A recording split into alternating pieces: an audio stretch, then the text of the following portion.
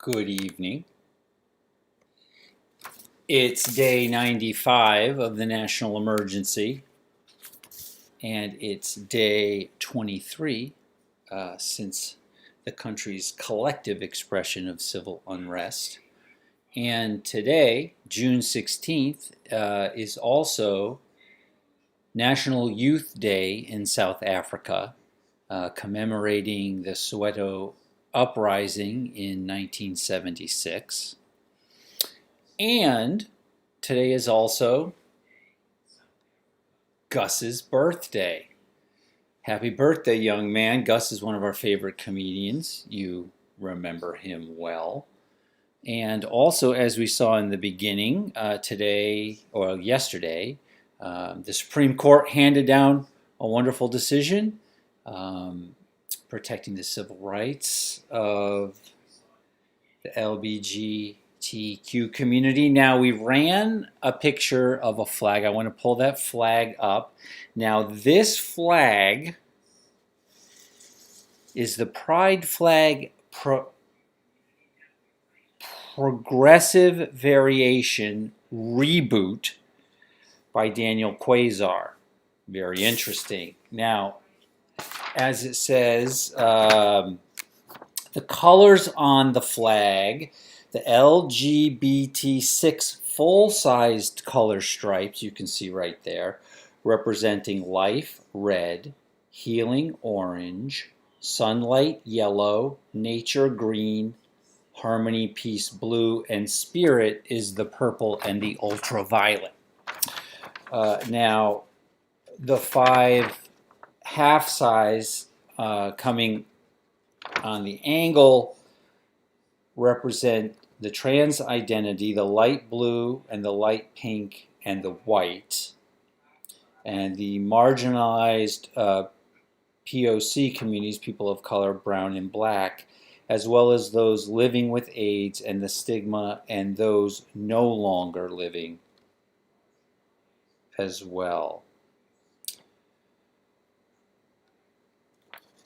Very interesting culture. We were going to run this song last week, but I thought we kind of ran out of time last week. We had such a great show on Thursday, but tonight I really wanted to run Lea Morris's Woyaya again one more time. We are going, heaven knows where we are going, but we know we will. We are going, heaven knows where we are going. We know we're there. We will get there. Heaven knows how we will get there, but we know we will. We are going. Heaven knows where we are going. We know we're there. We will get there. Heaven knows how we will get there. We know we will. It will be hard, we know, and the road will be muddy and rough, but we'll get there. Heaven knows how we will get there. We know we will. It will be hard, we know, and the road will be muddy and rough, but we'll get there. Heaven knows how we will get there. We know we will.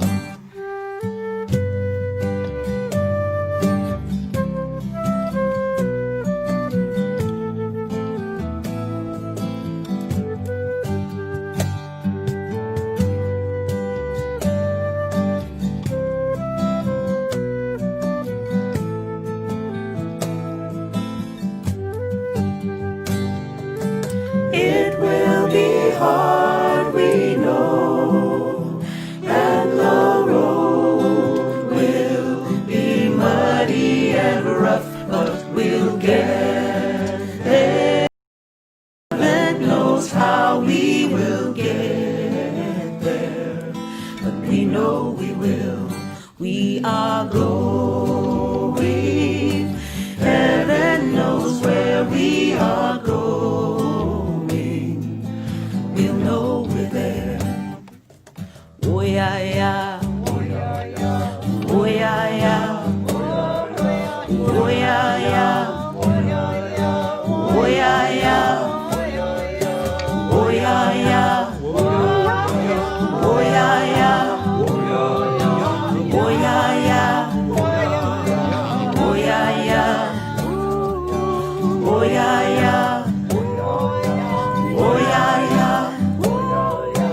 Woyaya, Woyaya, we'll know we're there.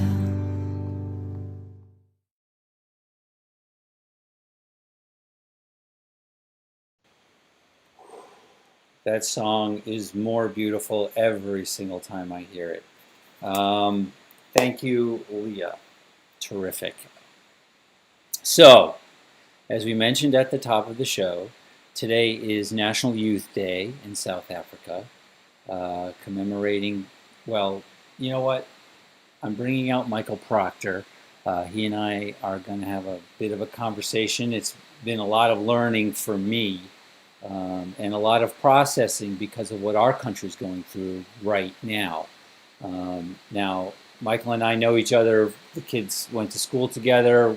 We spent many soccer game cheering on the side, but also we were more bonded together when I think it was Tim's idea or maybe Daryl's idea that all the dads go out to dinner more times than we probably should have. So Michael and I guess it's safe to say we've eaten a lot of dinners together. Here he is, ladies and gentlemen. There we are. Good evening, Michael. Hello there, Scott. How are you? I'm good. I'm good. How about yourself? Very well, thank you. Yeah, good. You look great. Thank you. So do you. So, today, National Youth Day. Tell me a little bit about the background. So South Africa obviously has a very long and tortuous and somewhat tortured history. But we were talking about some of the instances where pretty significant change can happen after one event. And Soweto 1976 on June the 16th is one of those events.